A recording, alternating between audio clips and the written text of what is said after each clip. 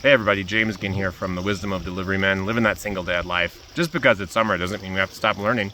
And today we're going to learn very briefly about the Mongol Empire, specifically how the Mongol Empire didn't really exist.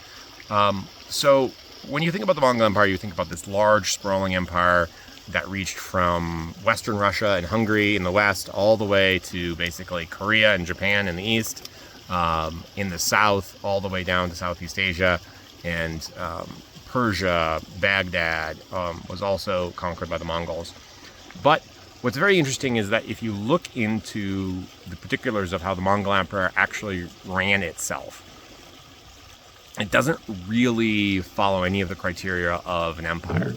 And what I mean by an empire is basically a single nation state or a single ethnic group of people, like, say, the English, right? Expanding wildly into a whole number of territories and essentially subjugating all of them into a single, political entity that listens to the center, right? So the British Empire at its peak controls 30% of the world's population. All kinds of religions, all kinds of ethnicities, all listen to what London says. You have to listen to what London says. If you don't listen to what London says, we bring in, the troops. We do economic sanctions, whatever. Okay, that's what an empire is.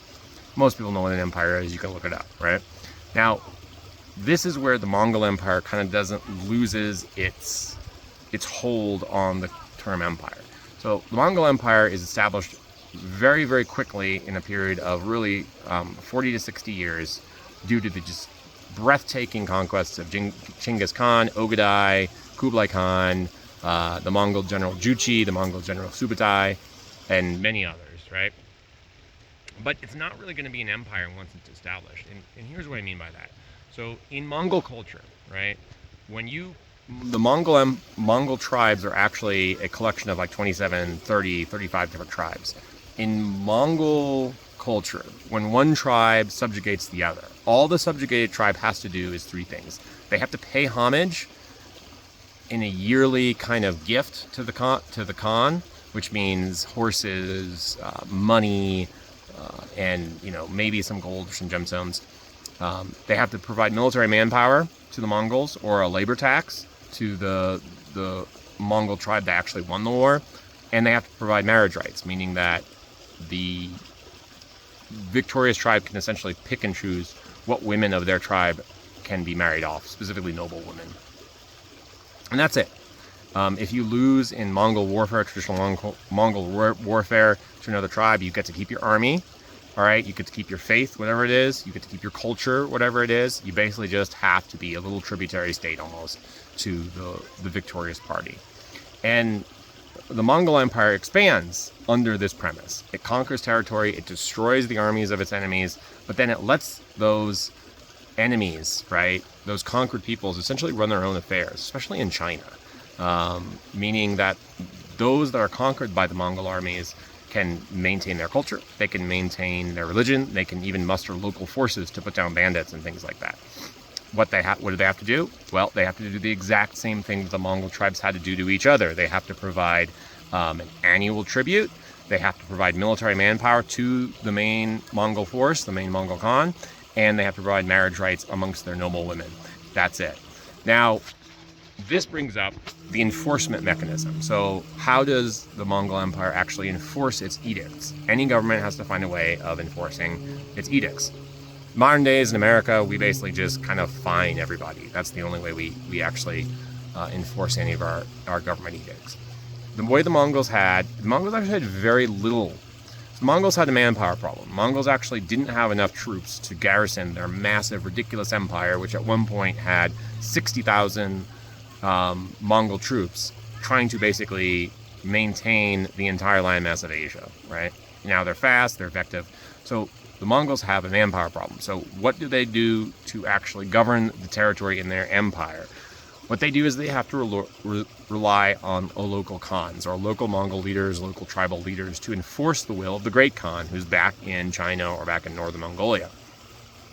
Well, how do you do that, right? In the Mongol system, the Mongols had what's called the gift system, or the plunder system. Basically what this means is that the only way that the Great Khan could tell a sub-tribe like the Burites or the Orites or the Kamags to do anything was to promise their leaders gifts, either directly from the main hand of the Mongol leader, or promise them plunder rights, meaning that they could basically plunder a particular region. They could raise it, they could steal money, they could steal livestock, they could burn down, they could kidnap women and marry them forcibly. That's the only way that they can actually encourage these tribes to do anything. But there's a built-in problem with this. The more gifts you give to a lesser Khan, the more plunder rights you give to a lesser Khan, the more powerful they become. And eventually they just revolt against you. And this is going to happen time and time and time and time again in Mongol history, where the Khan basically has a particular group. This happens very extensively in the Ilkhanate, which is the Mongols in Persia and Afghanistan, where the Khan, the Great Khan, tells them to do stuff, is only able to get them to do it by giving them gifts or plunder rights. Then those local Mongols get so powerful from those gifts and those plunder rights that they just revolt against the main Mongol body, the main Mongol government.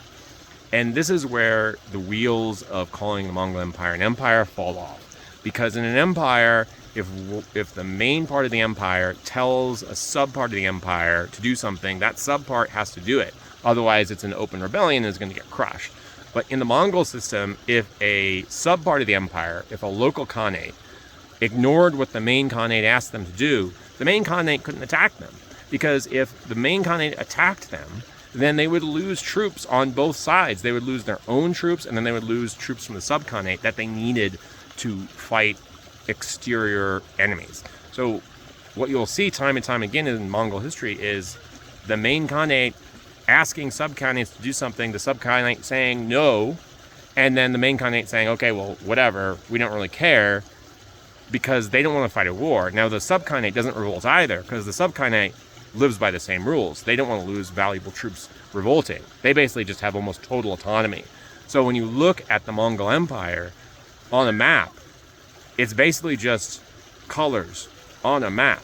All right, all those sub-territories are essentially governed by themselves. Now, they might send some gifts back to the main Khan. They might send some warriors occasionally, but they don't behave in the same way that, say, the province of Cisalpine Gaul listens to Rome in the Roman Empire, or the province of Florida listens to Washington, D.C. in the American system. And the sources play this out time and time again.